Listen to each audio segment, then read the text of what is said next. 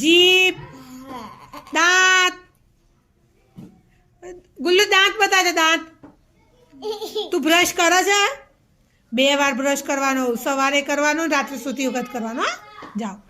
ચલો ભાઈ, આંખો, કાન, નાક, માથું. ભાઈ આંગળી કેટલી તારી? 1 હાથની કેટલી? અને 2 હાથની ભેગી કરીએ તો? Very good. ચલો, પગ, હાથ, માથું, ઢીંચણ. તમે ઢીંચણ ક્યાં કહેવાય? હા, સરસ. જાઓ.